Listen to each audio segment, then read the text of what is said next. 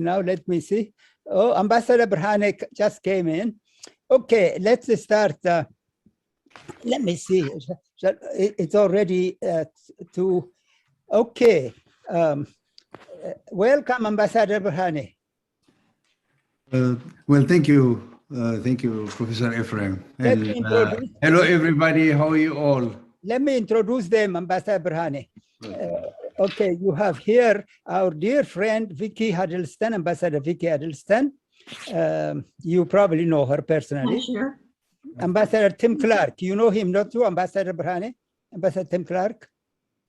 Say hello. Ambassador Yamamoto, you know Ambassador Yamamoto. Say hello to Ambassador. Then Ambassador Christie from Finland, no? Yeah. Am I right? Yes. Yes, Ambassador Christie. And then we have here, Dr. Eleni Gabramadhian, whose house was recently investigated, just joined us. Ambassador Talahun, Professor Talahun Bayana, Professor Talahun. I think, let me see, there are a couple other people who said they'll be coming. Shall we start or shall we just wait a couple more minutes? Dr. Tadassa Wuhib from the CDC, Center for Disease Control. He is actually more or less, he and I work together daily on the peace in Ethiopia. Dr. Tadassa, Ambassador Bakala Galata has just shown up. He's the you know him, don't you, Ambassador Brhane? Ambassador Bakala Galata, who used to be the head of the CD, the Red Cross. And who is iPhone? This iPhone. Who is the iPhone? It's me, Professor. It's Ache. Oh, yeah. There's a Princeton University graduate who works for Microsoft, and she works with me on Africa Peace. Anyway, so, well, I think we should maybe start. First of all, did I introduce Ambassador Stefan Gompers? He's here. Ambassador Gompers, Ambassador Stefan, did I mention you? I didn't. Okay. Anyway, thank you. It doesn't matter. We're all about friends. Yeah, no. Welcome, Ambassador Stefan. You said your friend from Addis will join us. Is he going to join us? No. Unfortunately, he has a commitment. Oh, next time. What about Bob Doer? Yes, Ambassador Doer is here. I don't see him. I can't see him. I saw him before. Oh, I don't think so. I saw him, and all of a sudden, let me see, he was here. Ambassador Stephen's here. Ambassador Doer was there, but then he disappeared. I saw him.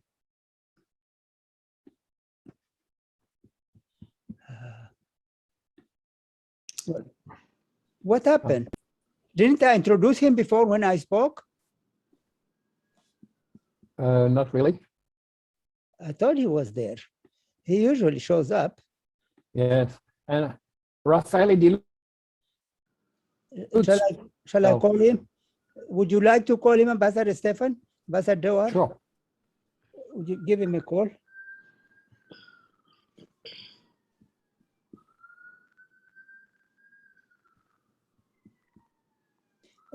And here is another member of our peace committee, Kullani Jallata. She worked for the US Congress. She's a lawyer. She also went to Princeton and Harvard. That's the only people from my committee who are here.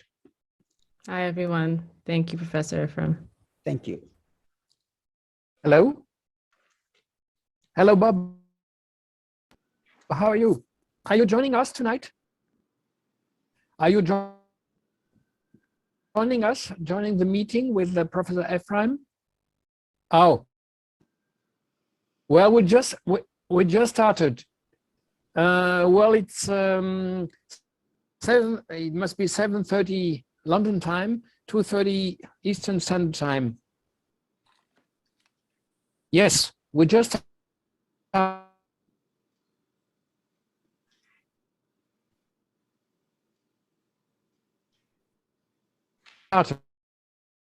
should I send it back to you?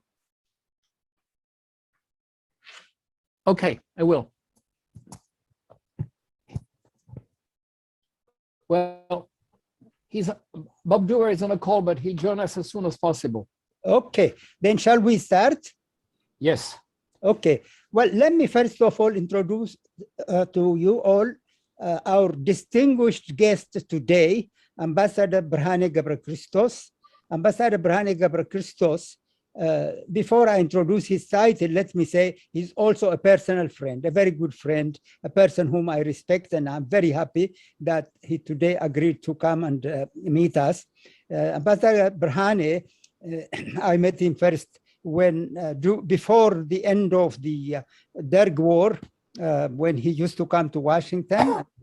Since then, that's almost 30 years we've known each other.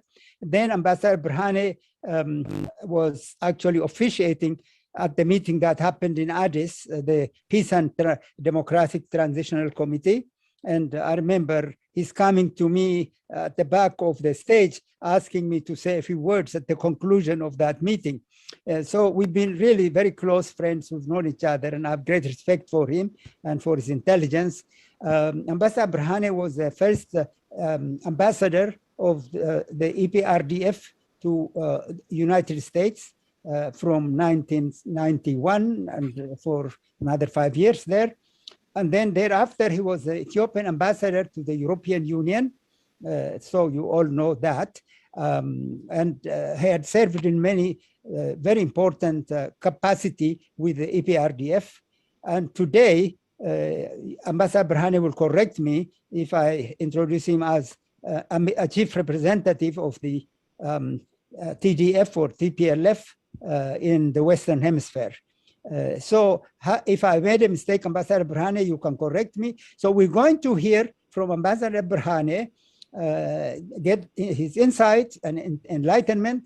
Ambassador Birhane, if I made a mistake in introducing you, please forgive me. No problem. I think you've introduced me correctly, so no problem with that. I will go with that. Okay, thank you. Well, I do represent the government of Tigray at this moment. That's what I do. Because of the, you know, I left government in 2018, and I never meant to go back to this kind of work, but due to the circumstances that have been created in Ethiopia, and in particular in Tigray, due to the genocide that's taking place, I couldn't resist and I couldn't contain myself from not taking part. So I took part in alleviating the genocidal acts that are taking place in Tigray and in Ethiopia. So that's what I am doing currently. Well, thank you very much, Professor Ephraim, for inviting me. I really highly appreciate that. And definitely thank you as well for everything that you have been doing throughout your life.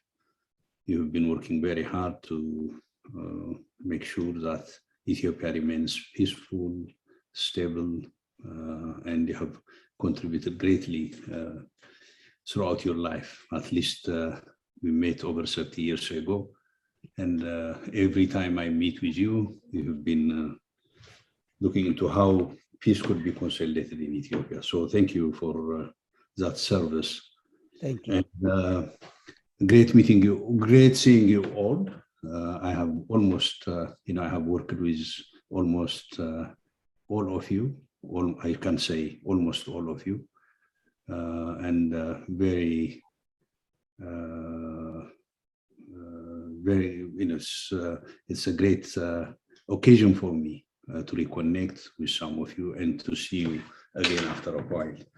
So thank you for as well. I would like to thank you as well for the service that you gave to your nations and to the institutions that you represented in Ethiopia. I think you worked very hard to strengthen the relationships.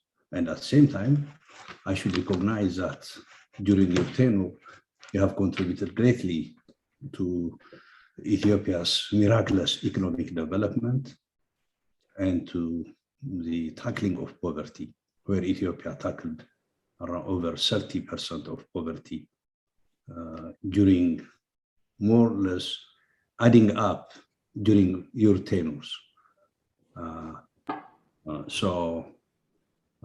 Thank you for the concerns that you showed then, the support that you showed then, and the contribution that you have on at least improving livelihood of the Ethiopian people. So we are very grateful for that. So having said that, I think I will try to be brief. This is a vast area, and it touches a lot of feelings as well. But I will try to be extremely brief, and I'll try to deal with what happened the last 3 years very briefly, and try to see the way out. I think you'd be, since you're very familiar with Ethiopia, not only familiar with Ethiopia, since you're really a part of it and you have been following the situation, and your commitment has been demonstrated with the meetings that you have nearly every week or once every 2 weeks, and only on this forum, but on other forums you have been taking part in this as well. So taking into consideration, I'll try to focus on the future. At any rate, the problem of Ethiopia, as you know, the problem that we Ethiopians are facing today is essentially political. Essentially political. I should re-emphasize on that. And the major contentious or burning issue is the state building. There are two schools of thoughts, as you know. One is there are Ethiopians who are passionate about having a Unitarian state and an assimilationist state. There are Ethiopians who are passionate as well on federalism. So here is devolution of power and centralization of power. This has been contentious for a long time in Ethiopia's history because of our diversity and so on. I don't want to go into that details. At any rate, this is the issue that we have been confronted today in Ethiopia. We put mechanisms, not a perfect one, but mechanism and framework that would allow us to address these issues peacefully. I think we came up with a constitution, we came up with laws that would enable us to address these burning issues, these contentious issues peacefully. At any rate, the mechanisms didn't work, the framework didn't work. What happened is when Prime Minister Abiy came to power, his sole interest, in my opinion, in my sincere opinion, his sole interest was consolidation of power around himself. I repeat, around himself.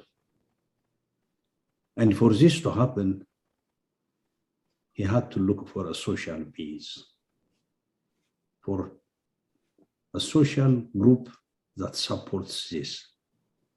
And bear in mind, he came from a federalist camp, he came from Oromia, he came from the Opidio. He came into power through a federalist, basically federalist party or a coalition, the EPRDF. When he came to power, he wanted to consolidate power around himself. Then he had to look for a social base. He found out that the ultra-Amhara nationalists were the base for this. Why? Their interest has always been, having a Unitarian state and an assimilationist state. In order to have consolidation of power, power has to be centralized. So these two interests matched. So he switched his social base from the federalist area, from the federalist sector into the unionist and assimilationist camp. Well, in order to have his centralization, the two, in order to have centralization, a unionist and assimilationist state, they had to abolish the constitution. And they had to abolish federalism, because federalism entails devolution of power. Devolution of power and centralization of power do not go together. So they wanted to abolish this, and this created a lot of chaos. Why? Let's see the steps that they took. The first step that they took was their first, they wanted to do this in an unconstitutional manner by abolishing the constitution and by force. The first action that they took was in the Somali region. They unseated the government then militarily and put a loyal government to the prime minister, who would work with the unionist or centralist venture. Then the next step was Tigray. Prime Minister Abiy sent a commando unit to imprison the Tigrayan leaders. This was immediately after he came to power, after a few months. What happened was the commando unit that came to unseat or to imprison the Tigrayan leaders were apprehended at the airport and were kept in Tigray for 2 months. Then they were sent back to Addis after 2 months, after having negotiations and asking for clarifications. Then he continued changing the governments, the regional governments, and replacing them with his followers and with his friends. That's what he did in order to create a centralist system of governance. The major obstacle to this was definitely he did it in the south. As you might remember, he went to Awasa and he gathered the leaders. There was an incident in Awasa city. He went to visit Awasa immediately after that incident, and he informed the leaders that they should unseat themselves and resign themselves. In his flight from Hawassa to Walaita Sodo, that's 15-20 minutes flight, maximum of 15 minutes flight, I guess, because it's in the same region. As he was flying to Walaita Sodo, the officials resigned. The party leaders and the government leaders in the region resigned, so that they paved the way for him to appoint his, I should say, friends, at any rate. This is how he unseated the governments and tried to consolidate power around himself. The major obstacle to this was Tigray. Why? I don't have to go into the details, you'd understand that. Tigray fought for 17 years, from 75 until 1991, around 17 years, for decentralization. There were around 60,000, over 60,000 people that sacrificed their lives, over 100,000 that lost parts of their bodies. And a lot of destruction happened during this war. So definitely it will not be easy to reverse devolution of power or federalism in Tigray. So he started preparing himself to invade Tigray since the first day. So there were a lot of pressures that were undertaken, including closure of roads and so on and so forth. At any rate, as you all remember, after all these actions, I think the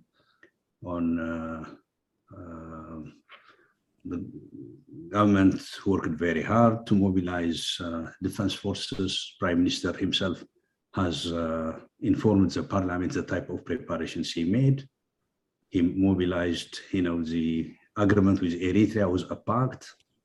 He brought the UAE into his fold. He brought the Somali troops into his fold.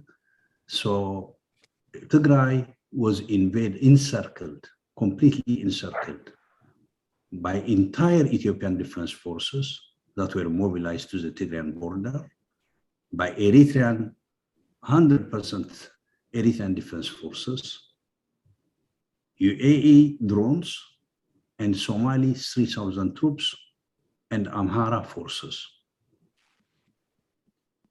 Literally 4 nations invaded Tigray. I should say 5 with the Amhara region invaded Tigray. This is what happened. So as you can see what it means with all these capabilities and all these force. I don't want to go into bore you with the consequence of war, which everybody knows, the genocide, sexual violence, looting, pillaging, destruction that took place. All this happened. What I can tell you is Tigray has been taken to Stone Age. It is literally nothing that exists there. And definitely, I'll talk about the blockade later, indicated blockade later. At any rate, this is what happened. Let me tell you the military situation, current military situation. I don't want to bore you with what happened the last 3 years. Every one of you are very familiar. I just wanted to put the context that we are talking about.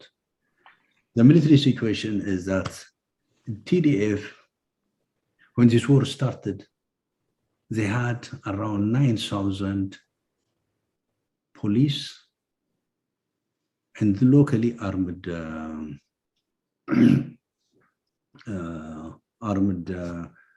farmers and so on that would serve the local administrations as volunteers and as police. So totally they had 9,000. That's what they had. General Sarkan has as well stated that. So it's 9,000 that fought with 5 nations. I'm indicating as well the Amhara region as one nation. There are actually 4 UN recognized nations. So at any rate, what we can say about the war and about Tigray is Tigray managed to build an army that could counter all these forces within 2 to 3 months. That's all. For me, this is unique in military history, I should say, because to build a military machinery, it does not mean train soldiers. It means build the institution, build leaders, build fighters. That's what it means. And make sure that they function as an institution. So in Tigray, defense force was established that could counter 4 nations. 5, the 5th one being one of the regions. Later, the Prime Minister engaged the 10 more regions. Money to establish a defense force within 2 to 3 months. This is unique in my opinion. I think the circumstances and the other factors forced Tigray to do this because of the type of genocide that was taking place on the ground.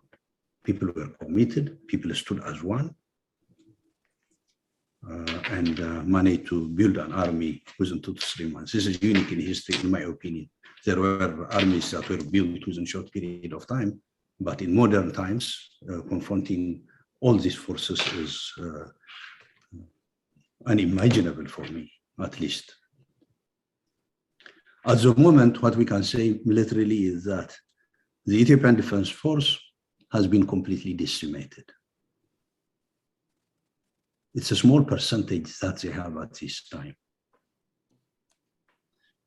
It's not exaggeration. The army that we have, the national level, is full of farmers, ill-trained farmers that were given arms to fight.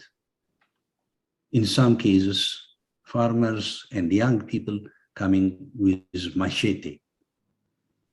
This is a kind of army that Ethiopia has at this time.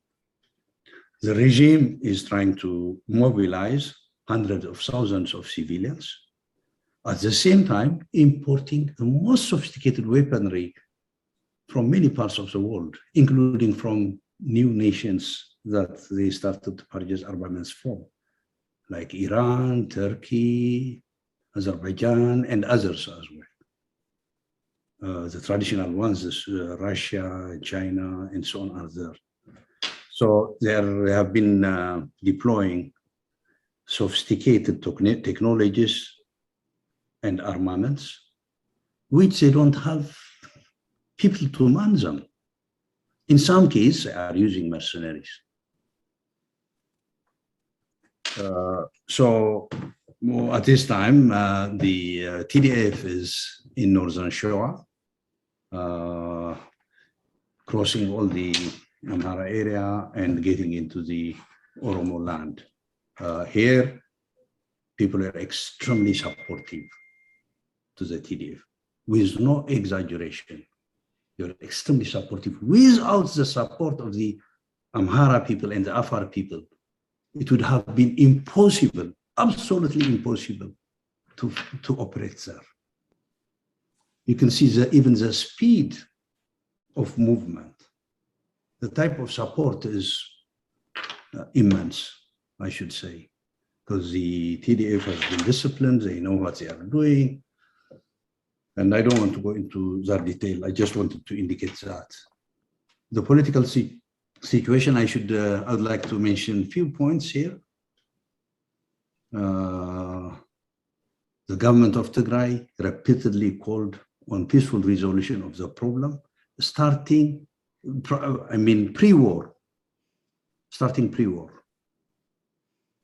As you might recall, the coalition of Ethiopian Federalist Forces came up with a proposal of settling problems in Ethiopia. This is prior to the war. The war started in November, but in September 2020, they came up with a proposal. Then the Tigray government came up with 2-3 proposals, some comprehensive proposal for peace, some for ceasefire. So has been calling consistently for peaceful resolution on the part of the government of Abiy. There's been consistent rejection.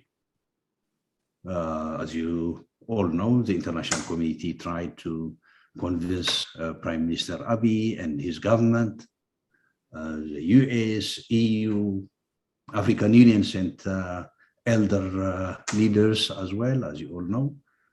IGAD tried, and nothing happened due to lack of cooperation from a part of the government. Why are they refusing peaceful resolution? I should say something about this. This is because they have committed so much heinous crimes. Going to peace talk means addressing the problems. Addressing the problems ultimately will lead into accountability. So Isaias and Abiy do not want to go to this process. This is the sole reason why they don't want to do that. As you see, the world has been trying to bring solution to Ethiopia's problem. The world, even look at some of the statements coming from great powers, coming from institutions, trying to indicate to the Prime Minister that he should be forthcoming, trying to encourage him to come into a path of, peaceful resolution, consistently refused. It's because the level of crimes that they have committed would not allow them. They would rather go to the end. That's, I think, the one of the characteristics of genocideers. If they begin it, they have to finish it. This is what experts as well say.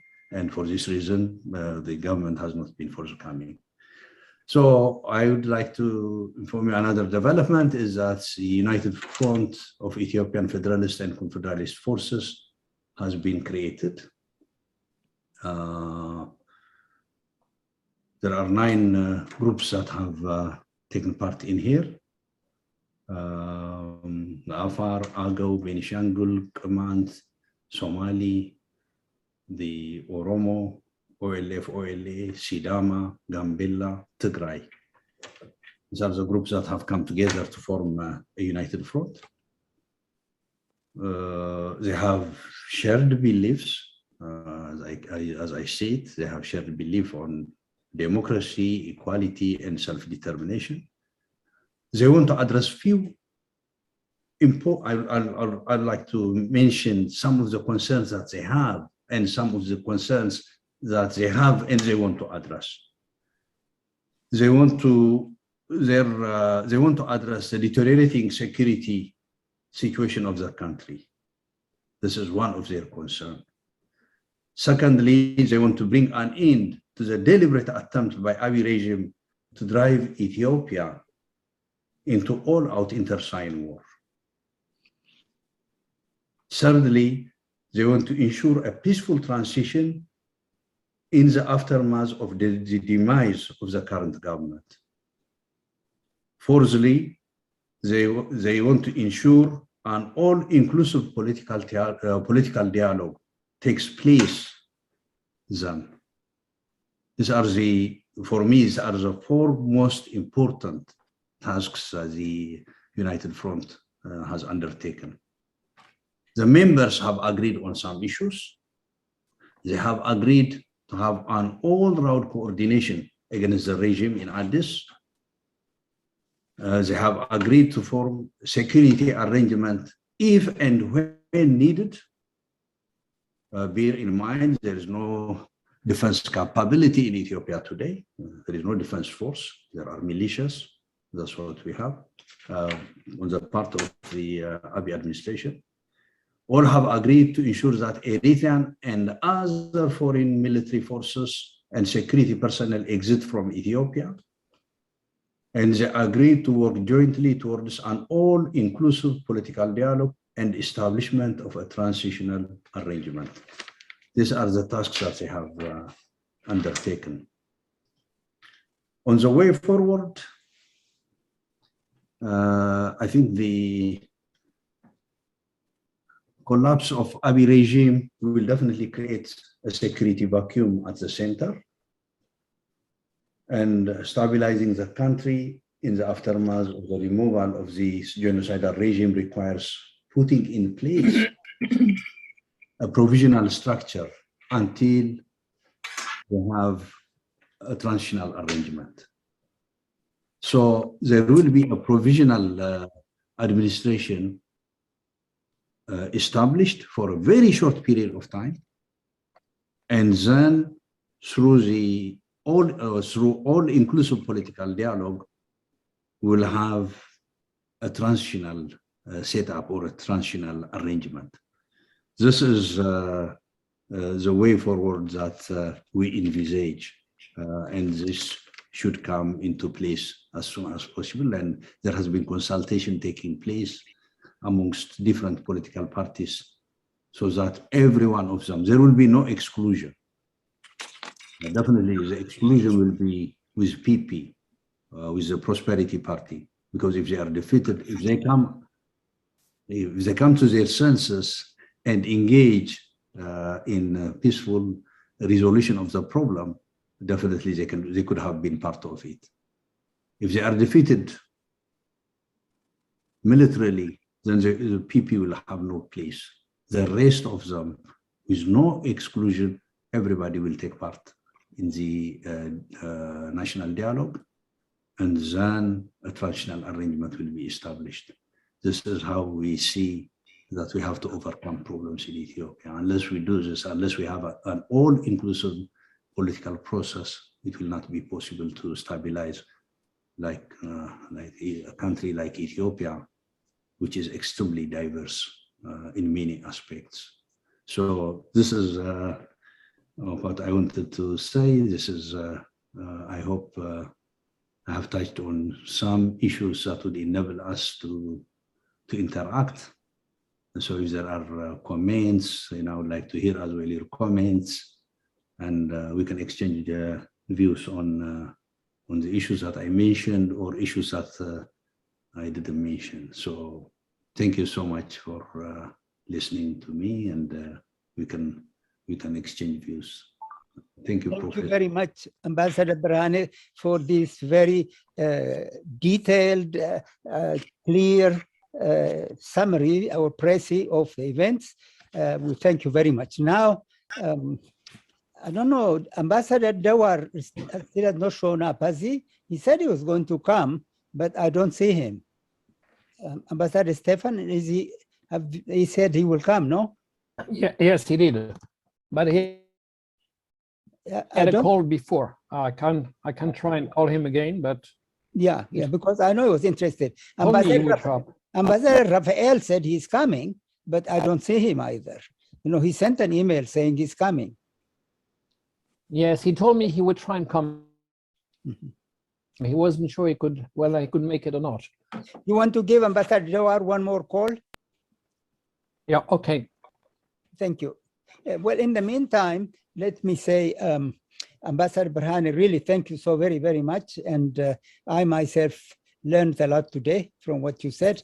So now maybe we can start dialoguing. The dialogue would be with our guest ambassadors, my friends, my committee members. We can listen in unless there's some urgent reaction. All right.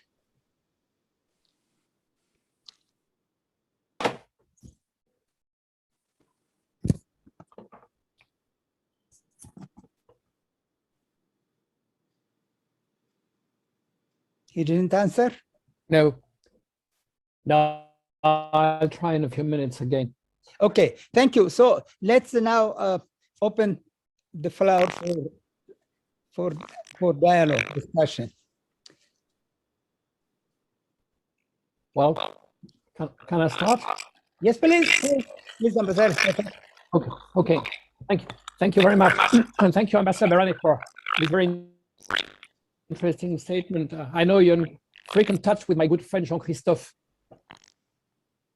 Béliard, who was my successor in Addis Ababa. He's a very good friend of mine. I have a couple of questions. First, regarding the present situation. What do you think of the attempt by the African Union at establishing a channel of negotiations, particularly Obasanjo? Because I understand that at the beginning you were a bit reluctant to accept Obasanjo's mission, but now perhaps the opposition has softened it a bit. Second question regarding the present situation. The US called for restraint in military operations, especially on your part. What are the TDF going to do with this call by the US? And finally, let's suppose, I don't think it's very likely, but let's suppose tomorrow Prime Minister Abiy says, okay, let's sit around the table and talk. Would you accept him as an interlocutor? This is the first group of questions.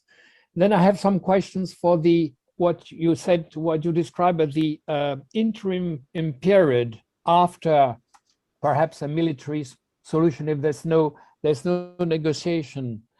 If the transitional government is put into place, what do you think you will do with the other institutions like Parliament, the President of the Republic, our good friend Salih Ouagzadeh, the President of the Electoral Commission? Will they remain in place? Would they have to play a role? That's my first question. Second question, how do you think you control the issue of accountability, which you very aptly described? Because as you said yourself, this might be a deterrent for the people who are in power at present, because they might be afraid that they would have to be held accountable. So do you envisage some kind of justice mechanism or reconciliation? Could you give us some details? I mean, we know there are precedents like in Rwanda, for instance. Last but not least, how are you going to deal with Eritrea and Isaias? your good friend Isaias. Thank you.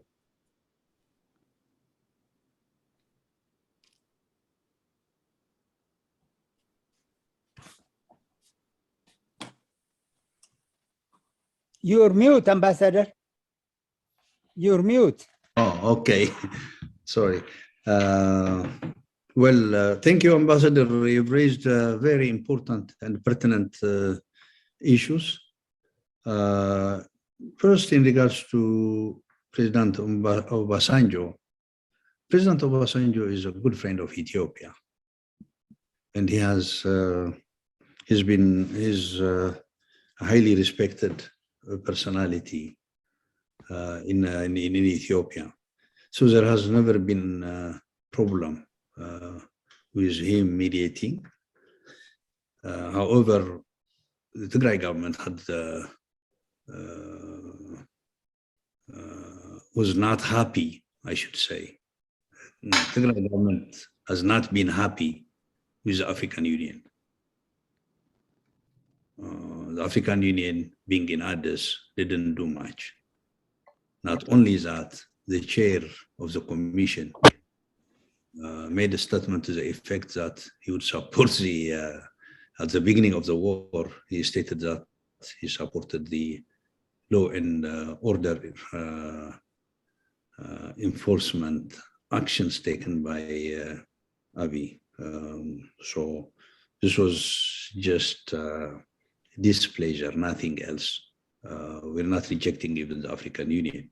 We cannot reject the African Union. We cannot reject or oppose President Obasanjo. So we have been cooperating with President Obasanjo from day one. And when he wanted to reach out to the Tigray government responded very positively. He's been received warmly in Mekelle. And they had very fruitful and good discussions as well. From the Tigray part, there has been logical, reasonable, rational issues that have been presented to him. How we see the problems of Ethiopia should be addressed. How we see the problems in Tigray would be addressed. So there has been good discussions as far as we are concerned, very constructive, very fruitful discussions has been taking place with President Obasanjo. Not only with President Obasanjo, with all the interlocutors that have reached out to us. We have given every one of them positive response. And we have tried to explain ourselves. We have tried to explain the sufferings that the people of Tigray are going through. And we have tried to explain how these problems can be overcome. So on the part of Tigray, Tigray has been very, very forthcoming and responsible in this sense. In regards to the second question is in regards to the US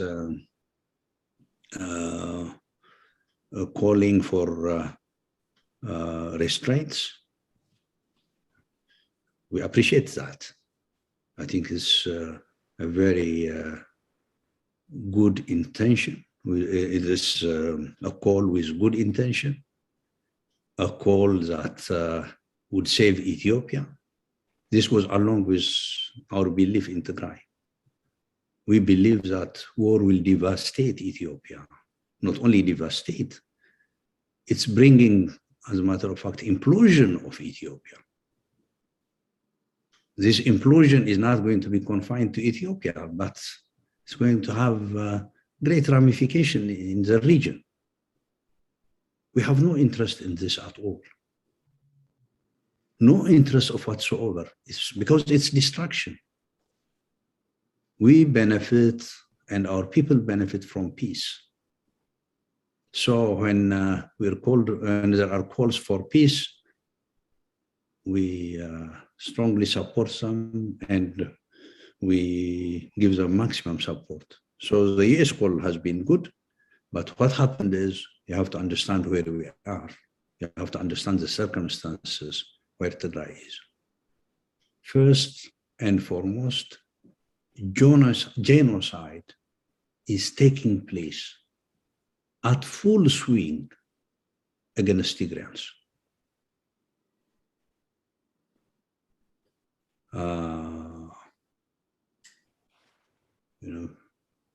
People killed in thousands. They were just mowing them in villages, in towns, and so on. So many people have been killed.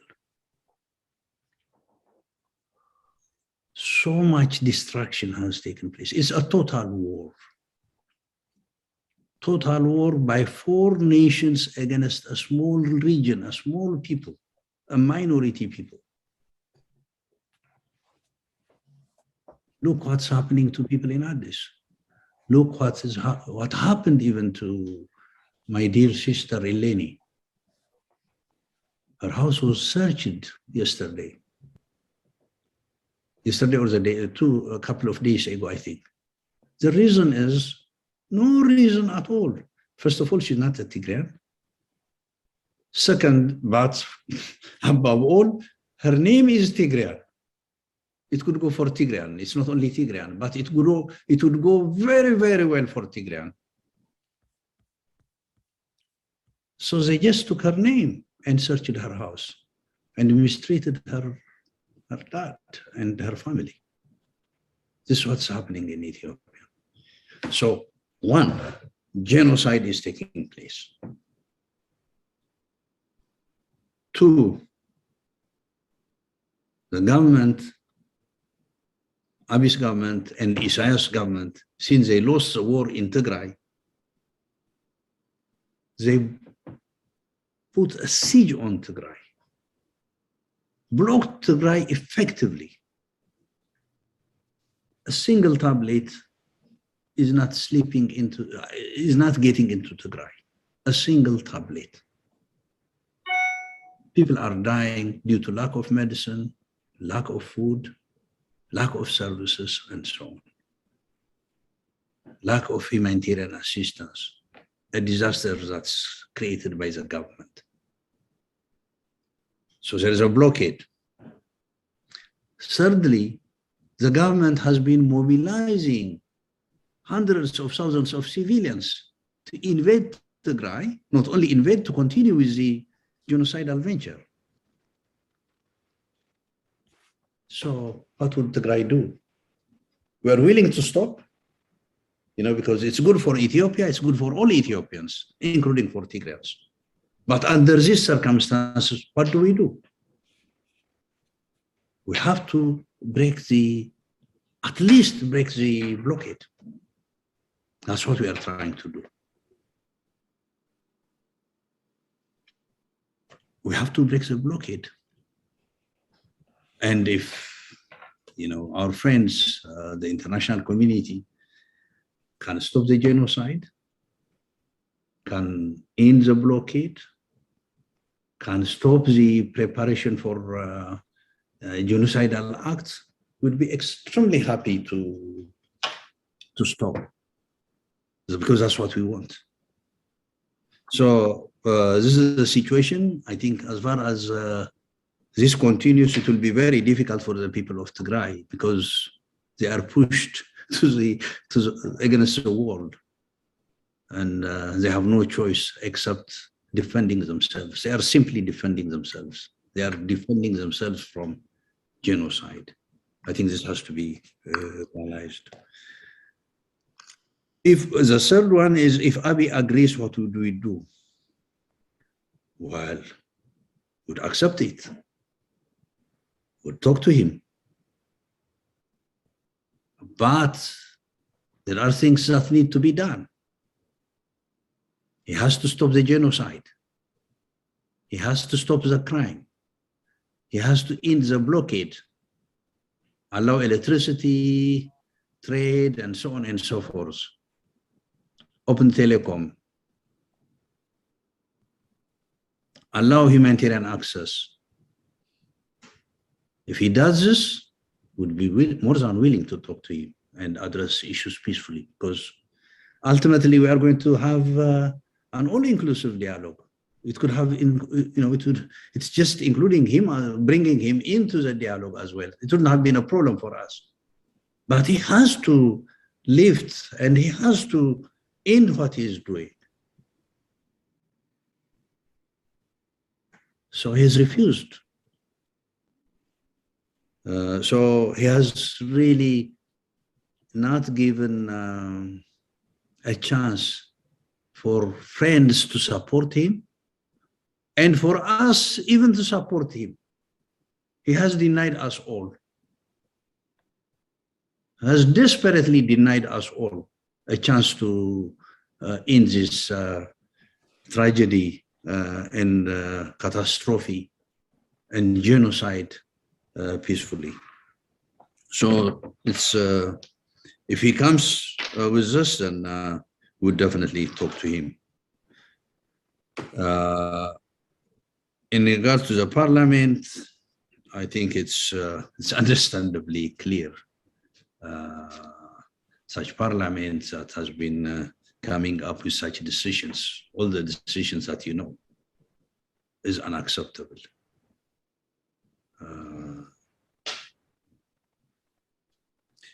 And the Council of Ministers is definitely going to be unacceptable. There have to be others that have to take over. One thing that I would like to tell you is Tigray does not have the intention of taking power and dominating and so on. These are illusions. There is no interest of doing such things. As we said, there will be inclusive political process. We want to bring peace to the nation, to the region, and so that we would be able to address the problems that we have peacefully. So this is what I can say, and with the others there will definitely be accountability with the criminal elements, and criminal institutions have to account for that, and definitely we will work with the UN and others in investigation. We want them to investigate into the crimes that have been committed very, very seriously. So this is what I can say for the moment. Some of the details have to come a little bit later. I do understand, but I haven't gone in some of the issues that you have raised, but it's not deliberate because I have opinion, but it has to be agreed amongst all the parties, and they are working on that. So I'm keeping it aside for a very short period of time, and we should come back to you on the details. But we are seriously working on all these issues, and seriously working based on international standards as well, or based on international law and international standards. That I can assure you. Thank you, Ambassador. Before we go to the second question, since your name came up, Dr. Eleni, just wave and say hello, since you are with us. Do you want to say a greeting to everybody? Your name came up in Ambassador's talk. Okay, thank you, Professor. I really don't have much to say, just that it's been a long time since I've interacted with PDCI, and it's a pleasure to be back today and to see all of our friends from the former diplomatic community. It's also a great honor to hear from Ambassador Brhane ገብረክርስቶስ, for whom I have deep respect, and to encourage him in the work that he's doing. So I'll stop there. Thank you. Thank you. Okay, let's move forward. Our friends. Can I make a couple of questions? Ambassador Clark, yes. Firstly, it's a huge honor and privilege to see you, Ambassador Brhane. You haven't changed at all. I'm really impressed to how you've kept your youthful appearance and as articulate and as convincing as ever, I have to say. Hugely impressed by your analysis. And I think you hit the nail on the head. For me, as you've correctly said, I believe, the two key issues are whether you go for a unitary form of government or federal state. And I think we've said on previous conversations with Professor Ephraim that it would be very interesting if there was some sort of inclusive process to look at these issues, because clearly this is an ongoing matter and it's not an easy solution at sight. But I do believe that at the end of the day, a resolution of that is fundamental to a resolution of the discussions ongoing at the moment. Secondly, you put your finger absolutely on the pulse. You say this is a political issue and it's politicians that have to find solutions. It cannot be solutions through warfare or civil war. It has to be the politicians that take leadership and find solutions that spare ordinary citizens in Ethiopia from the sort of disasters that they faced over the last few months. And I really think that your emphasis on finding a political solution is absolutely, I think, shared by all of us who are watching the tragedy unfold from afar. And it's political leadership from those who are involved and those outside that will ultimately determine whether or not Ethiopia can return to the sort of miraculous economic progress that you mentioned at the beginning of your debate. And for me, it was a real irony for me that someone who I respected and at the beginning of his position as Prime Minister, as a Nobel Prize winner, holding out the hand of friendship across Ethiopia and of course to Eritrea as well, has led Ethiopia into this incredible chaos now that those who love Ethiopia from outside find themselves witnessing and powerless to do anything about. Which brings me really to my third comment is that, and we've raised this with Professor Ephraim before, you have on this call people who know Ethiopia, who love Ethiopia, who've invested their time and their energy and their emotions and their hearts in Ethiopia. And we've asked many times, do we have anything useful to do? All of us in our own way, of course, still maintain contacts with our former employees. Just the other day, I was talking to the existing EU ambassador to Ethiopia. So all of us have connections of one sort or another, but actually we don't really know what to do with them. And of course, the issue, as we've discussed many times, is Ethiopians have to solve the problem themselves. Maybe they have to find their own internal mediators and not rely on the African Union or anyone else. So my question to you really is a critical one here. Can the Ethiopian politicians, the body politic, find a solution by themselves? Or do they need some form of outside assistance, help, support, whatever? And if so, what should that support be? Is it in the form of institutional support from nations or bodies such as the AU? Or is it individuals? Or what? What do you think, as an extremely seasoned diplomat as you are, what is the correct way or the solution that's most likely to lead to a solution to this ongoing tragedy without any more lives being lost? Thank you. Thank you so much. Thank you. Thank you very much, my good friend Tim. It's a great pleasure to see you. It's been a while, and very good to see you. You're in good shape as well, in good spirit and in good shape. I look forward to having conversation face to face sometime in the future. Continue our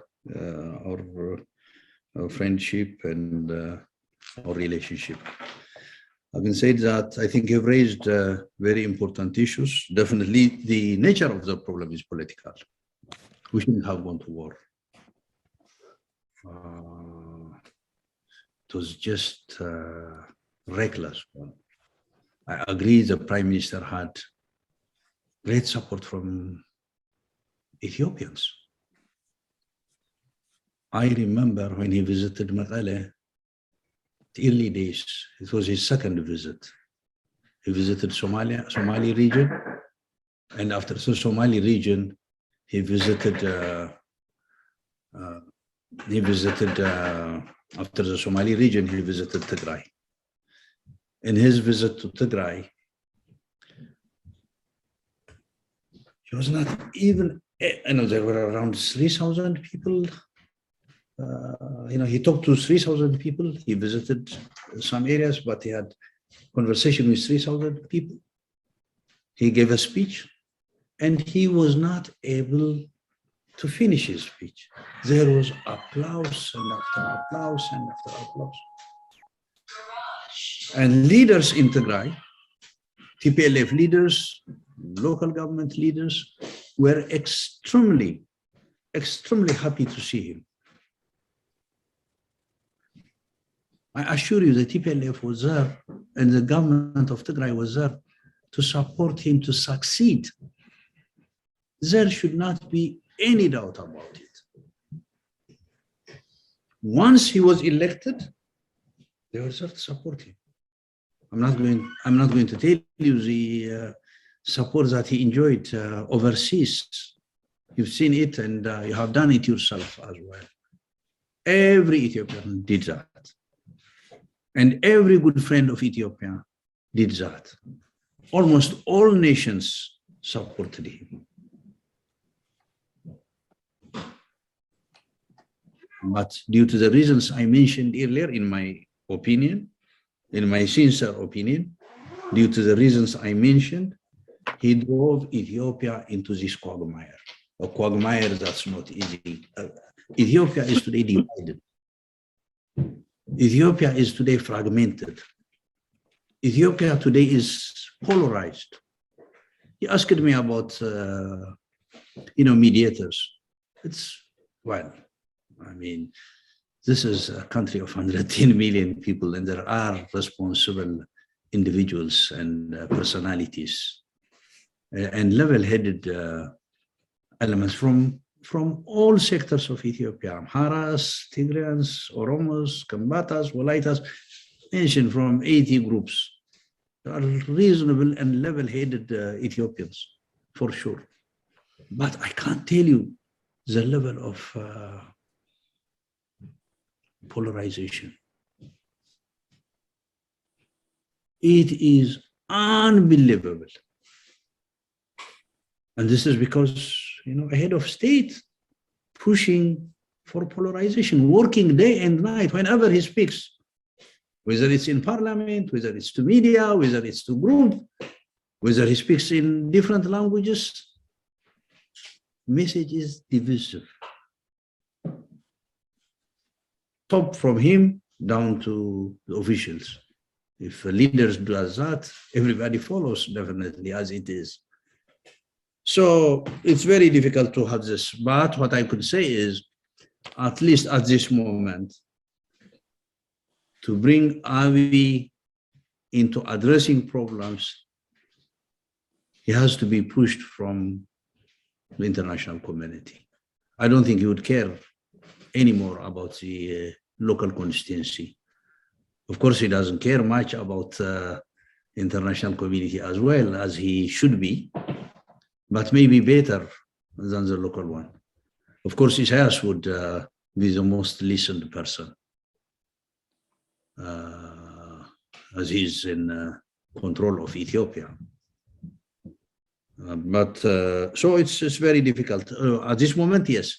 I think if the atmosphere changes, if Abiy is not willing to address these issues, and if, I'm not going to say if, when Abiy is removed, which is hopefully not going to be a long time, if he insists doing what he is doing, then definitely he has to be ejected out.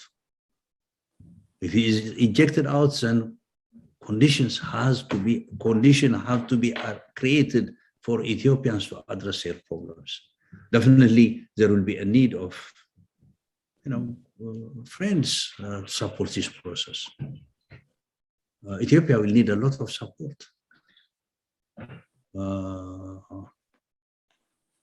Whichever outcome might have our dialogue and so on, we have to dialogue and address our problems ourselves, and we need to be supported by our friends. What kind of support? When time comes, we can work on the details, but definitely there will always be need for support.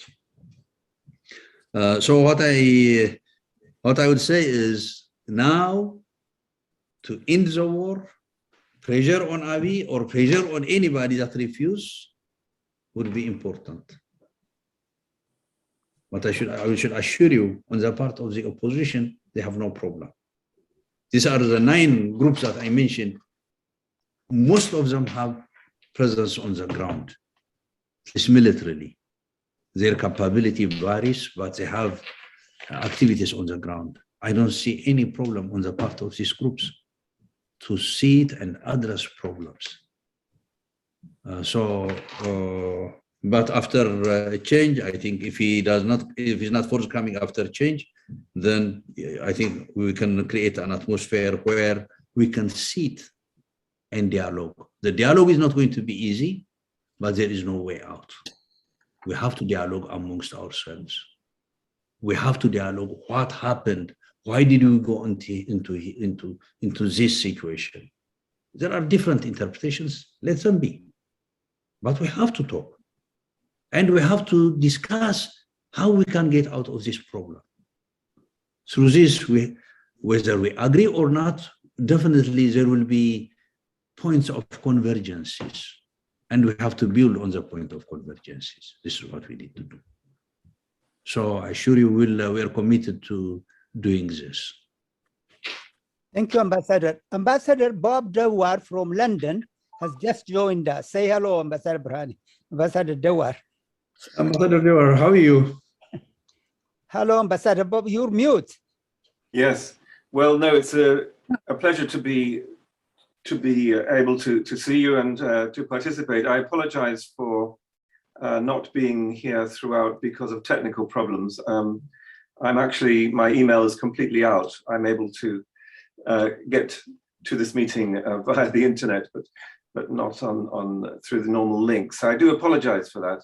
And I've been listening with considerable interest to what I've heard since participating, and I agree with what Tim has been saying, and I'm very interested in what the ambassador is saying. But I can't contribute very much more at the moment because I wasn't present at the beginning, but very nice to be present. Thank you. Thank you. Well, before we proceed, let me just say, Ambassador Burhani, yes, we have a lot of international friends, and I'm really very pleased to say that these ambassadors here today and their friends have been talking with our peace organization for now several months. They love Ethiopia. They had great experience in that country, and they want the best for Ethiopia. So I think this group of ambassadors are themselves in line to cooperate with us to promote peace. If I said something wrong, Ambassador Vicky, who's been here all the time, can correct me. Ambassador Stefan, Ambassador Yamamoto, you can correct me. But I do believe this group of former emissaries have a very important role to play in the future of Ethiopia. Okay, any other comments from our other friends? May I say a few words? Oh, please, Ambassador Christie. Welcome, welcome, welcome. Thank you. Yes, it is really the first time I'm joining you on this group, but have been on the background all the time. Yes. And I thank you very much for all the analysis that you all have given, and I agree to most of that. It has been very painful to see what is happening in Ethiopia. since we left, because I think we all have been following it all this time. And then, of course, the hopes were very, very high when the peace was established between Ethiopia and Eritrea. And somehow it was like a miracle. It didn't seem real first. And then, of course, we believed that it happened, and there was a Nobel Peace Prize and everything. And then suddenly, the country is at war within itself, which is somehow unbelievable and so tragic. And I fully agree that this is the only way out is the political way out. War is never going to lead us to peace in the end. It is through negotiations. And as much as we would like to contribute, there are always limits, being outside of the country and being really only friends of Ethiopia. But we are not established there, and of course we don't want to interfere. We just want the best for Ethiopia, and it has been really very, very difficult. The statements at this point play no role whatsoever. So there has to be something concrete. And I was also wondering about the negotiators, peace negotiators, and all that. It looks like President Obasanjo is best positioned at the moment. But do you see any other possibilities? Do you think that outsiders can really be of help, or does it have to come from inside? And then, of course, it's always difficult to take the first step. But who is going to take the first step to get the negotiations going on? Have you established those requests that you have to the government, and have they ignored them, or is there any kind of contact between the government and Tigray at the moment? Thank you. Thank you very much. Thank you for raising these important issues, Ambassador. Indeed, when the agreement between Ethiopia and Eritrea was signed, I think a lot of people were extremely happy. In Tigray as well, there was, I should be frank to tell you that there was a bit of doubts of the intention, but basically supported it with caution, but came up to a conclusion within a short period of time, knowing the intents of that agreement. The intent of that, first of all, I, for one, had been engaged on issues of peace with Eritrea prior to 2018.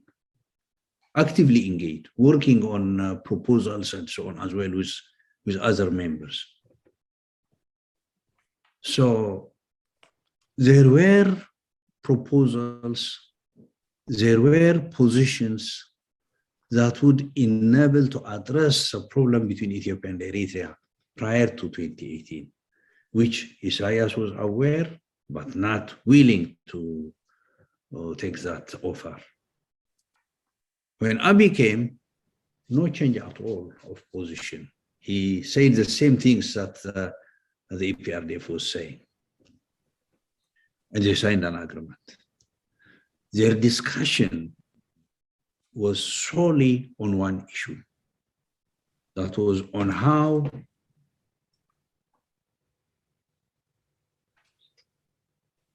to destroy Tigray and the TPLF. That was the only issue that they discussed. They never discussed border They never discussed any other issue or difficulties or problems between Ethiopia and Eritrea. Never. It concentrated solely on Tigray and on the TPLF, on how to wage war. This was a war pact, literally. And they started preparing simultaneously their defense forces. You know what type of defense forces both countries have. So that's what they started doing. And Isaias has stated that openly to the media and the Eritrean public and to the international community, saying that the issue of border is not an issue. It is how to wash away Tigray and TPLF. That's what he stated repeatedly. So this has been the center of their discussion, unfortunately. So you're right to be surprised to see that this agreement, which generated a lot of enthusiasm and optimism, turned to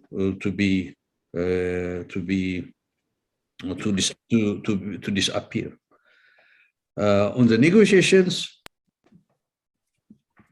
I think,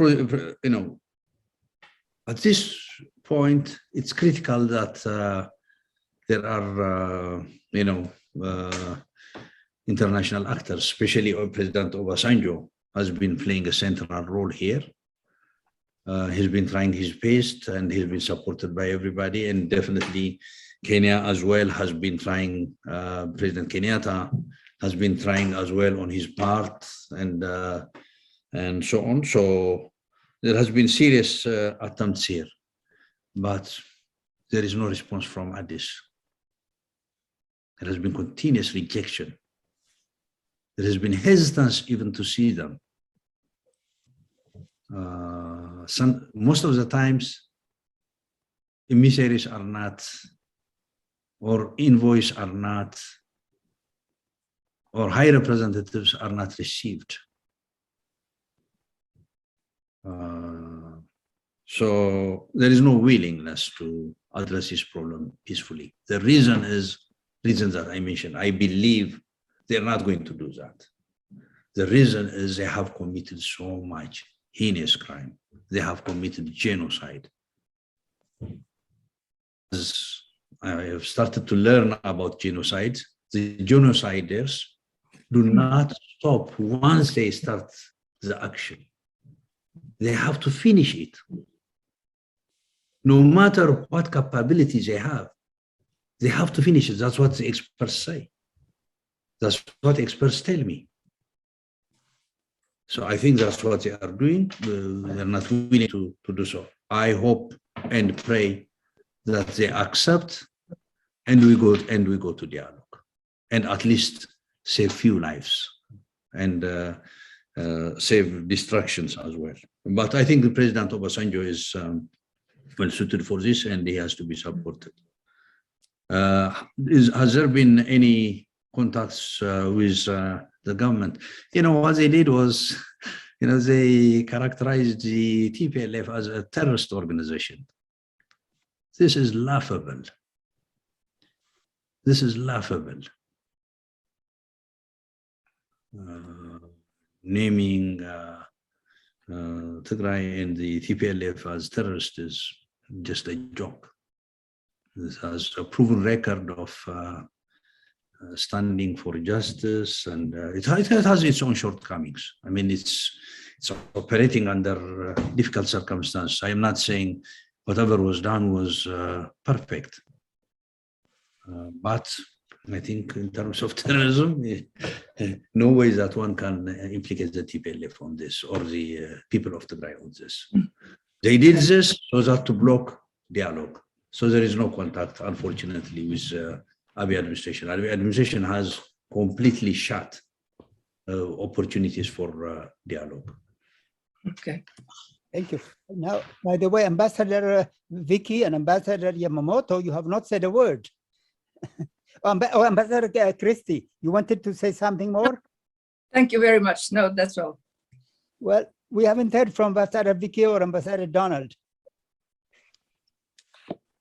This is Don. Just a quick question. So, Ato Burhane, it's really a great honor. And again, our deepest condolences on the tragedies in Tigray and the loss of life. And we were in contact with many of the people right before the tragedy began, and the death is just unacceptable. What you're raising raises a lot of questions and issues.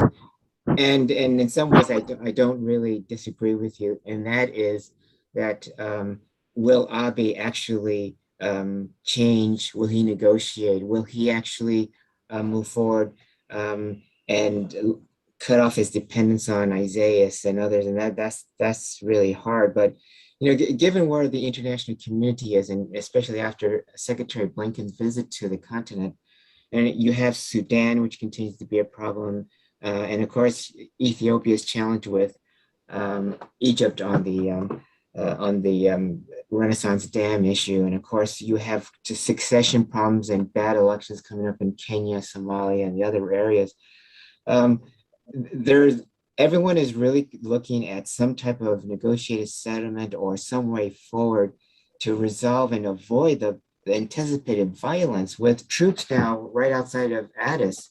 As you know, the evacuations have begun. That's a very alarming situation, and there is just a lot of problems. Is there anything that you see that can really, are you engaged in any other alternative mechanisms that's going to kind of resolve this ongoing challenge? Over. Thank you. Are we engaged in an alternative?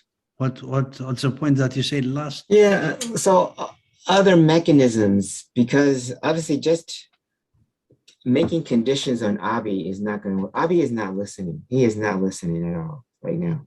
And how are you going to reach him, to a person who's really in a corner? And Obasanjo has not been extraordinarily helpful or very active. And so are there any other opportunities that you see? I think the key is with Isaias. And the second key, the lower key, is with Abiy. It's them who have to make it happen or unhappen. Unfortunately. I think the international community tried its maximum best to advise, to support, to encourage Abiy to do the right thing, going out of their way,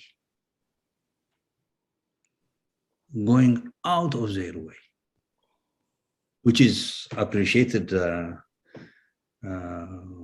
our side. The attempt and all that is appreciated, but refused. The choice is to stick with Isaias, either live together or die together. They have become inseparable. The reason is the crimes that they have committed. He's not, Abiy is not put in a box. He could have decided a bit earlier and engage himself in negotiations. He could do it today. Tomorrow is going to be much more difficult and different. Definitely, it's going to be different, not like today. So it's, in my opinion, they are aware of what they are doing. They have chosen this route. Is there any other alternative? Yes, the choices are two. I mean, one is dialogue, which they have refused. The other one is put us in a desperate situation where genocide has been committed. So we have to save our lives. We have lost so many members of our families. We have lost so many friends. We have lost so many family members. There are people who lost around 16, 18, 20, 25 members of their family family members. So we have to, so would be happy to see a peaceful resolution of this problem. But if we are denied, then we have to defend ourselves. No choice.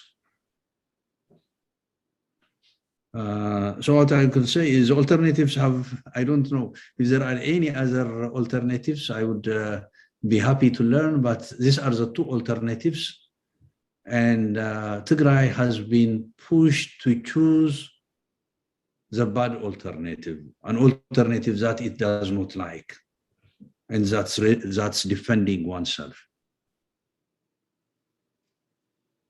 If there is any other view, I mean, I would like to learn anytime. If there is any other alternative, I would be more than happy to learn and see a different alternative. But the best alternative is addressing this peacefully through dialogue, which Abiy has refused, and Isaias, above all, doesn't like. Thank you. Ambassador Vicky, we have not heard from you. You are mute. Well, yes, I realize that, and thank you, Ambassador, for your time and excellent explanation. Actually, I was kind of going to avoid saying very much because I find it tragic and disturbing, and I don't see an easy solution. But let me ask you two questions that I think are kind of leading questions. First, about your military strategy. It appears to me with your approach to Addis and your movement to the corridor leading to Djibouti, your military is doing everything possible to force Abdi to step down, and maybe it seems very difficult to get Isaias to pull out his armies. So is that the strategy, and is it the best strategy? Because would there be another strategy that would open a corridor, a military strategy for a humanitarian corridor? And the second question is, I couldn't agree more that, Abdi should step down. There should be an all-inclusive transition government, but I worry because, the Tigrayans, yourself and the leaders in Tigray have been very effective in carrying out the conflict and fighting back. And to me, that sort of means that Tigrayans will be in charge of a new government. And as confident as you are, and the fact that you could probably do an excellent job, still, I think that probably would be a huge mistake. So I don't know if you could comment on those two questions. Thank you. Thank you again. Thank you, Ambassador Vicky. Thank you very, very much for these important questions. As usual, you've raised important issues. First of all, in regards to the military strategy, our choice is definitely, our priority of priority is saving lives of the Tigrayan people from genocide. This is a priority of priority. So we would have loved to see Tigray and the people of Tigray are not under genocidal act and situation. In this case, we would have, to come to your question, maybe if you're referring to the Western corridor to open humanitarian access, definitely we would have loved to do that, because it gives us a lot of advantage. One, relieve people from genocide. As we speak, yesterday evening, actually, they took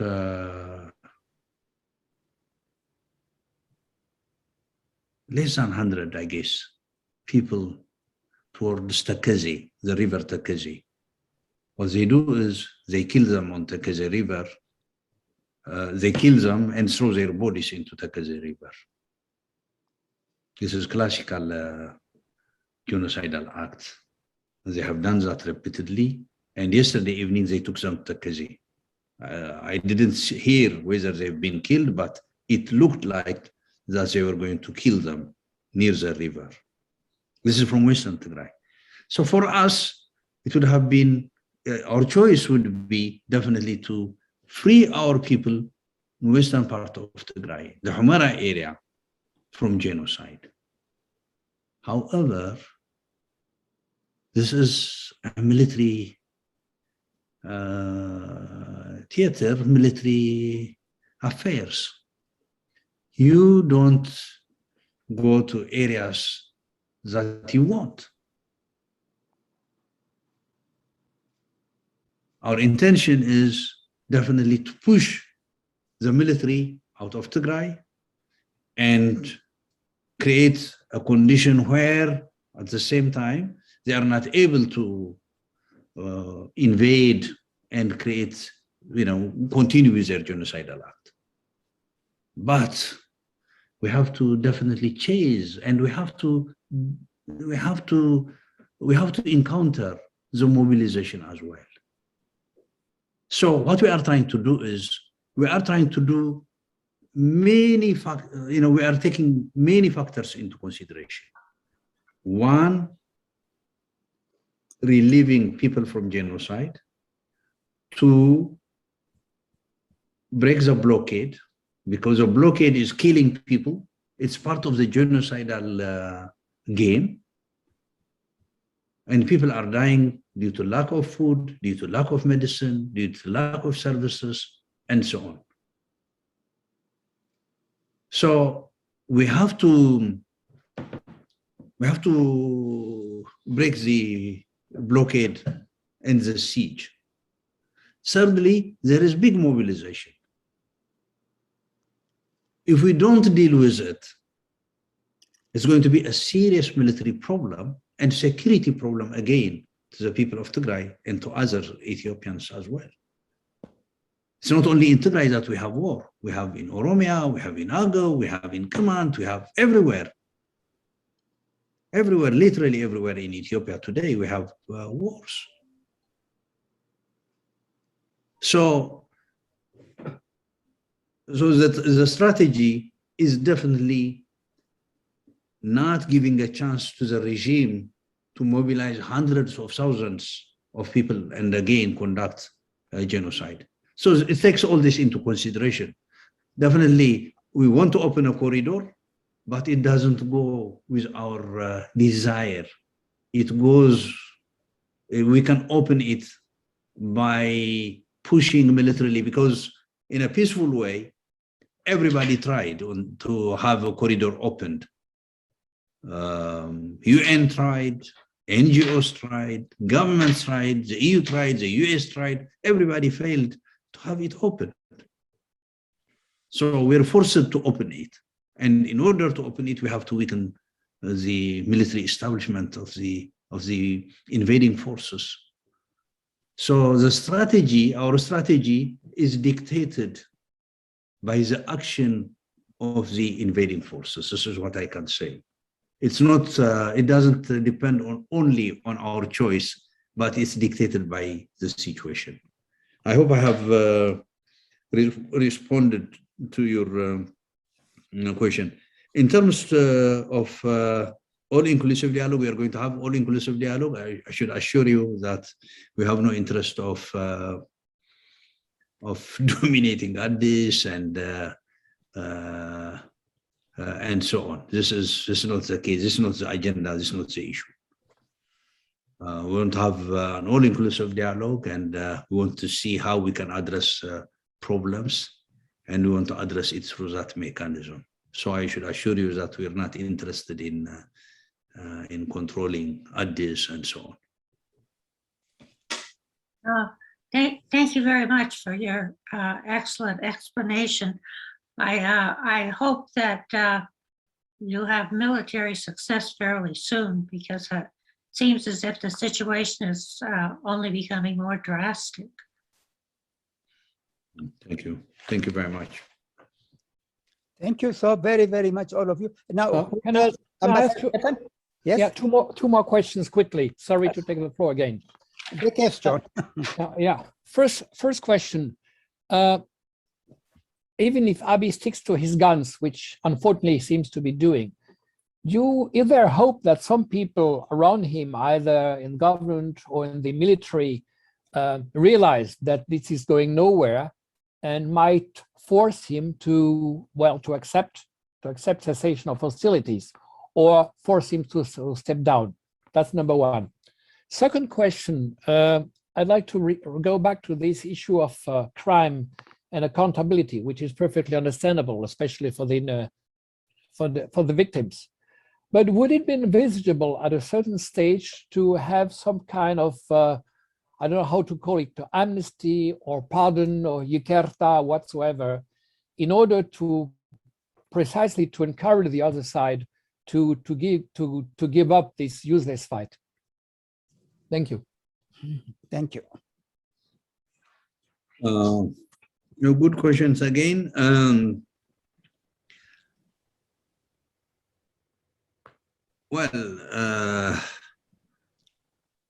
There are people that realize that this is not going anywhere from the government side. I should say there should be, but very, very few. The atmosphere is, how can I explain that? If I may refer the Second World War, what happened in the Second World War, the heart of Europe, that kind of political atmosphere is there in Ethiopia. The demagogy, the rhetoric, and so on is identical. Yeah, it's frightening. Identical, no difference of whatsoever. The wording and basically are the same.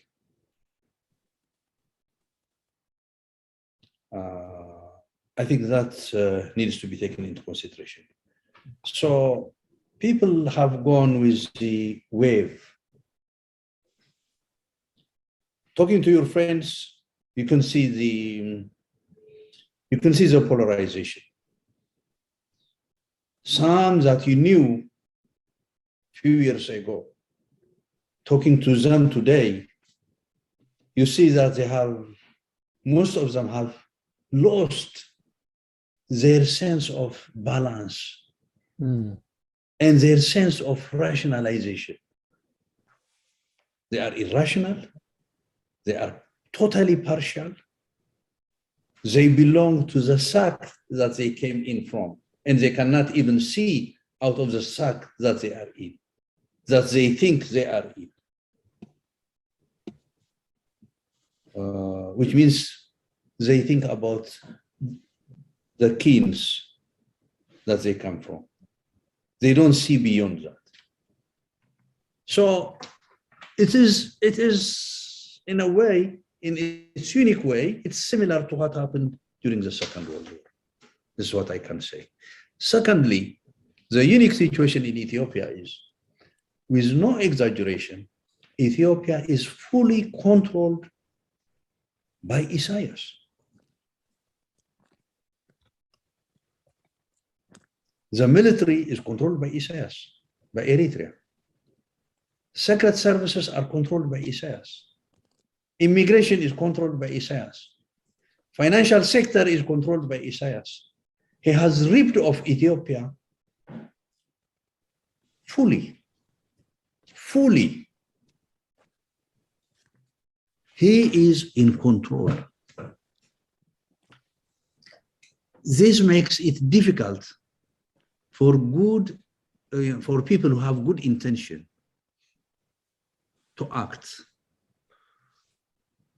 because this brutal institution from Eritrea and the one that has become extremely brutal and trying to keep pace with Eritrean brutality, the Ethiopian part, these are merciless today. And the Prime Minister has full control at this moment. No one cannot move outside of his will. So what has happened is, this is the situation that we are operating in Addis and in Ethiopia. So this makes it difficult for people who have good intention to act. In the military, to be honest with you, I don't see anything coming out of it. There are generals, but you don't have soldiers. You don't have even officers. And the generals are in many aspects meaningless, incompetent, and so on and so forth. There are few who could be competent, but most of them are incompetent.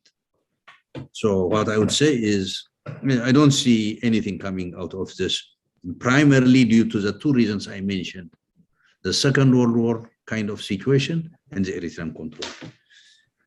Last question is the issue of crime, accountability, and so on. I think, well, justice has to be served. The truth has to come out, and definitely all of us have to learn out of this. So there will be mechanisms that will be put in place, but we'll try to do it in a responsible way. There is no issue of vendetta and so on and so forth. I should assure you that the Tigrayan fighters, the TDF members who are operating in different parts of Ethiopia, have kept their mind clear. They are not engaged in any sort of vendetta. They know who did these problems. They don't attribute it to other groups or to other peoples. That's why they have been supported by the people in Amhara and in Afar. So, and in 1991, you remember what kind of brutality we had in Ethiopia in the 70s, 80s, and early 90s. There was no retribution. There was no vendetta. So I assure you that we'll try to do everything possible to have accountability and justice, and people of Ethiopia learn out of this, and so that they can live in peace. If something goes wrong here, we know what the consequences are. The consequences are going to be grave. So far we have gone into deep catastrophe. If we are going to get out, we have to do things responsibly in the future. And I assure you it will be done very, very responsibly, given the circumstance that we get into. We have 10 more minutes left. If there are still our friends who would like to bless us with their thinking, with their enlightenment, with their questions, we have 10 more minutes.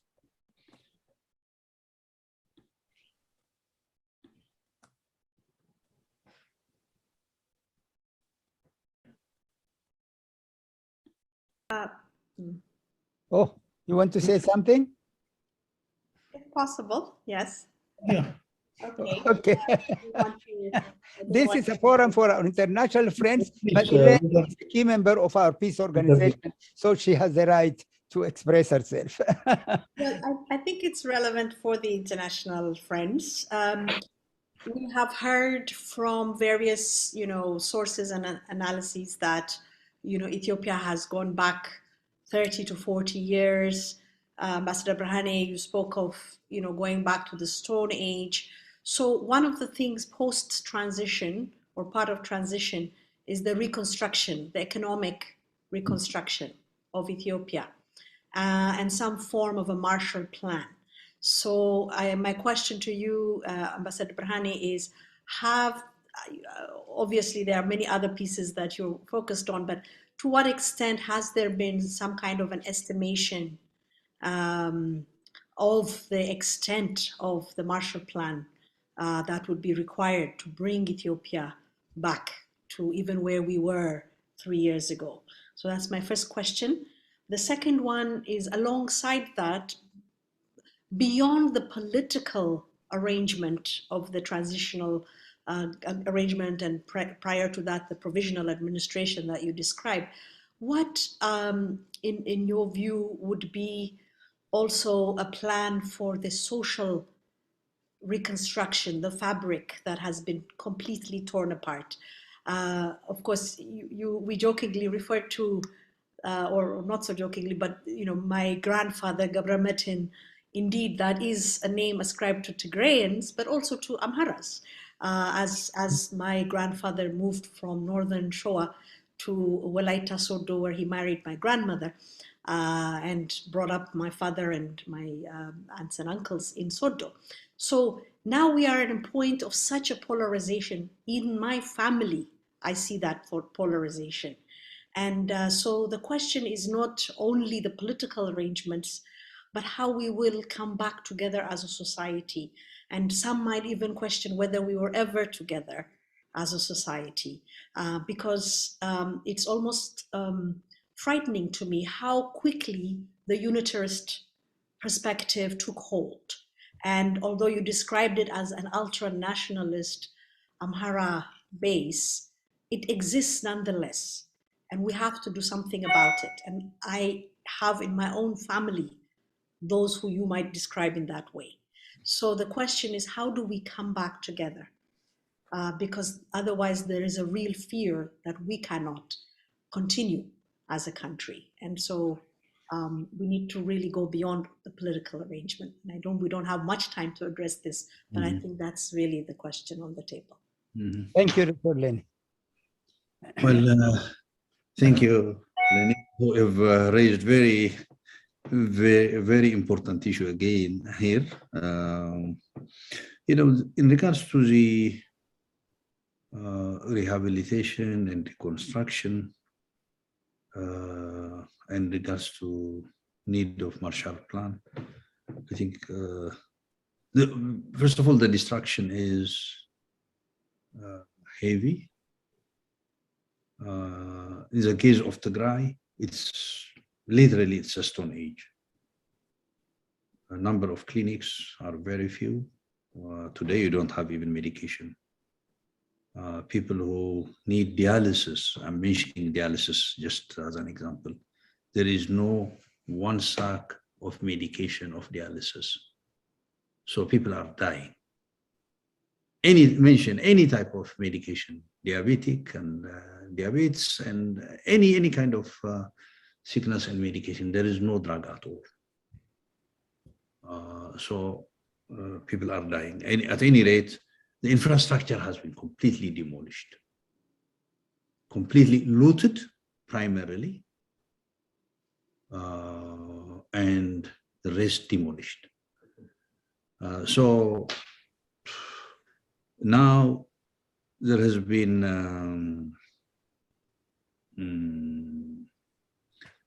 they have been auditing, they have been working on the figures, what the level, there has been damage assessment being undertaken now. So they are working on it, not only in Tigray, but in other parts as well, has to be worked out, because the destruction is primarily in Tigray, but it's all over the nation. So the assessment has been undertaken. A good part of it has been worked out, but some remains to be completed, because some of the territories are not easily accessible at this moment, and the government does not allow this to take place. So it has to be done as soon as possible. And once we have an all-inclusive political process, it should help us somehow to reasonably calm down the situation and build on that. So the understanding and support of the international community would be very important. I think definitely all of you here have a role, great role to play on that. As friends of Ethiopia and as people who understand Ethiopia, I think you will put all your efforts to make this happen in regards to the Marshall Plan in particular. So it's been worked out, that's what I can say.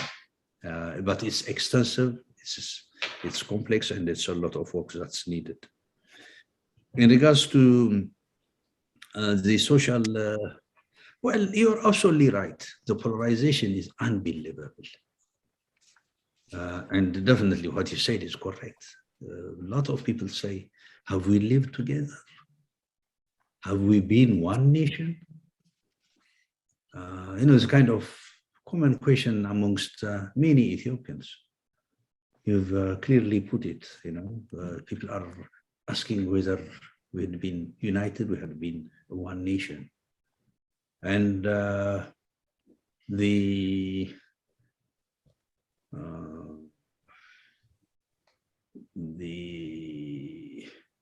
opinion of having independent state and secession has risen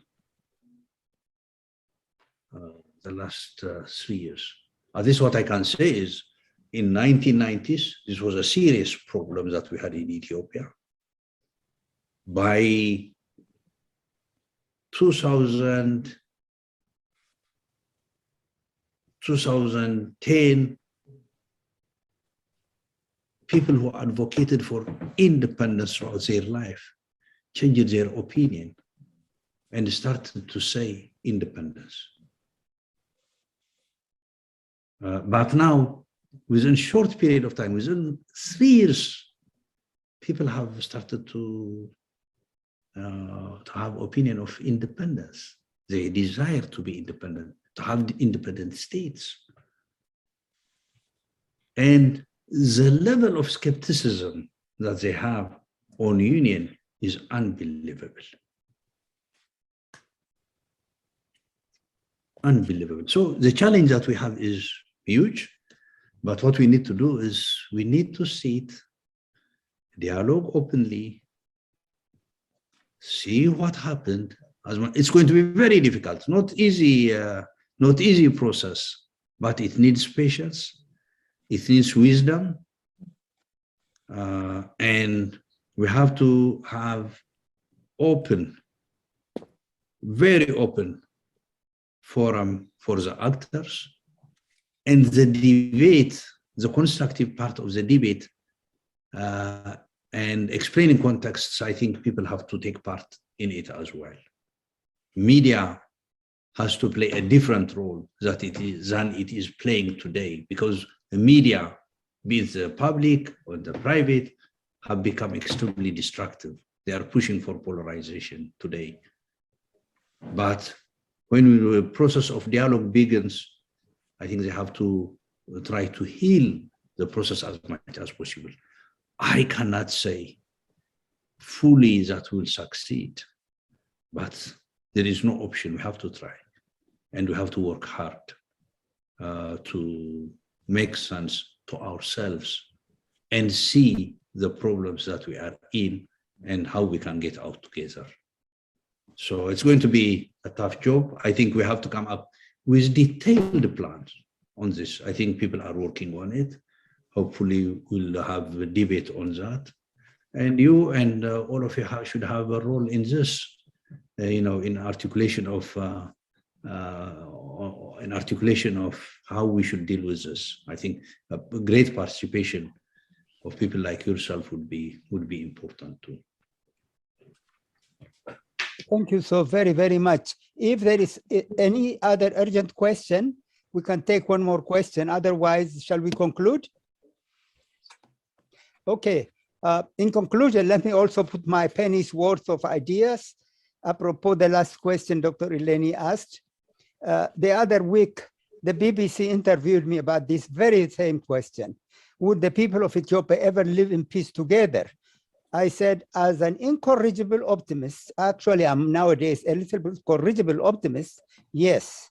And I explained by saying that the problem is among us, the cream of 1% of Ethiopian elite. I think if we start to be willing to dialogue with each other, to forgive each other, and to say past are gone, the people of Ethiopia have no problem with each other. I have traveled all over Ethiopia, Amhara, Tigray, Oromo. They do not ask me, are you Amhara, Tigray, or Oromo? They ask me, you must be tired, come and have coffee. And I remember 5 years ago, I was in Wukro in Tigray, and we're going to look at the excavations. And I saw a couple of women carrying babies in their hands and then heavy firewood on their back. And they were very curious and said, oh, please, you look like tired. Well, but please come in and have coffee. So what I'm saying is I'm basically a corrigible optimist that the people of Ethiopia have no problem with each other. The people of Ethiopia are intermarried. I have a neighbor here who's Amhara, and his wife is Tigray. She just had a baby a month ago. They called it Caleb, by the way, Caleb. And everybody I know, even in my own family, there's a lot of, so the people of Ethiopia, the people, but the elites are the problem. And I do believe, however, I do not mean to say the elite are terrible, but the elites need to talk to each other. That is where the problem will be solved.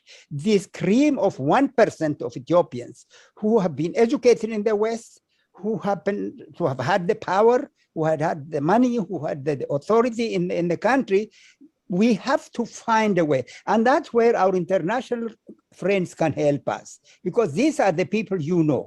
These are the people you are in touch with, meaning this 1% educated elite. If we, and also I respect them too, but they need to talk to each other and come to really understand each other.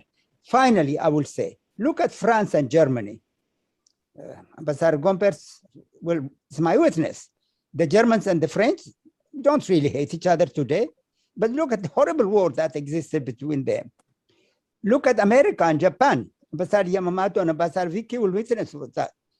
America bombed, atomic bomb, the Japanese, Japan. But America and Japan today are buddies, great friends. So I am looking at the overall human situation, that if those of us who have the education, the political power, and who have the authority of leadership, if we can sit down together and really follow our own tradition of forgiving each other and our own tradition of coming together with mutual respect and with understanding, for the sake of the 99% of the people who want nothing but butter bread. They want to bring up their children in peace. They want schools, they want hospitals, and that's what the people want. Whether you go to Tigray, Amhara, or Oromo, that's what I hear myself. That is why, Ambassador Berhane, I hope you don't mind my optimism. I am partly, of course, pessimistic in terms of I own my own very close friends who are now intermarried. Sometimes I know a man, a doctor who's married to a Tigray, and they're sleeping in different beds. Now, this is terrible. This is terrible. So we have to concentrate on that 1% of the intellectual, the diaspora in Europe, in America, and the political leadership. Then the 99% of the people of Ethiopia are good-hearted people, humble people, religious people, kind people. So they will welcome peace. And so I am very, very thankful, Ambassador Berhane, for your really extremely eloquent delivery, really, and very interesting analysis. And I'm glad we invited you because I myself learned a lot today from what you had said. And I'm sure everybody appreciated what you said. As Ambassador Tim Clark said, your nuance, your way of delivery, all is very impressive, Ambassador Brhane. Thank you so very, very much. And I appreciate your kindness, your friendship, and we'll continue to work together. Our dear friends, I guess Ambassador Gurjit sent his greetings because he could not wake up. It's nighttime. And then the Ambassador Rafael said he will come, but I don't know why he didn't show up. So anyway, I'm very happy. Maybe we can repeat this, Ambassador Brhane, if we need to, if you have the time. If there is no question, if somebody who wants to say goodbye, then we thank Ambassador Brhane. I'm sure on behalf of everybody, I want to say thank you very much, deeply, and we pray for Ethiopia. By the way, I'll just say one more word. You see why I'm an optimist. One of the people in my committee who had shown up, I think I have mentioned to all of you before, my good friend here, the picture of, you see that picture of Virgin Mary? His name is Gabriel Ratta. Gabriel Ratta was a soldier of TPLF during the last war. He lost half his hand and 3 of his fingers. And now he's a very spiritual person. He paints with 2 fingers and drives, holds a telephone with half of his 2 fingers. And you see, and he is one of the most conciliatory people I have met. Very spiritual man. So people who, that's why I become optimistic. When I see someone like that, who has many wounds on his body, yet he loves Ethiopia. He is from the north himself. Of course, he suffered the war. So that's why I'm an optimist, that even those of us who have lost family, relatives, even those of us who have lost half of our hand, like Gabriel Ratta here, we still, however, are coming together and doing good things. There is Gabriel Ratta, the painter. He's an artist now. I'll show you 2 fingers. And he has only love in his heart. That's why he became a member of my committee. He has no hostility. He has no about the people who threw a bomb at him and almost killed him. So that is why I'm an optimist. Thank you all very, very, very much. Thank you. I wish we have a song. We'll sing a song. Next time, maybe I'll revise a song so that it's a song of peace. But finally, our international friends, yes, please keep thinking how you are lovers of Ethiopia, and that's why you are with us. Please keep thinking how we can get an international coalition group to help us. Is that all, my friends? Anybody? Did I not say enough? I spoke too much? Okay, shall we say goodbye? Thank you. Thank you. Thank you. Au revoir. Au revoir.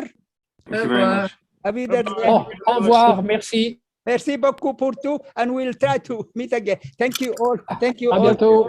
À bientôt. Thank you, Ambassador. Thank you. Some of my Ethiopian friends want to stay for a minutes. Okay. Maybe we can talk. Thank you so much. Thank you. Thank you, Thank you. Ambassador. Thank you. Really, really, it was amazing what your delivery. Thank you. Thank you.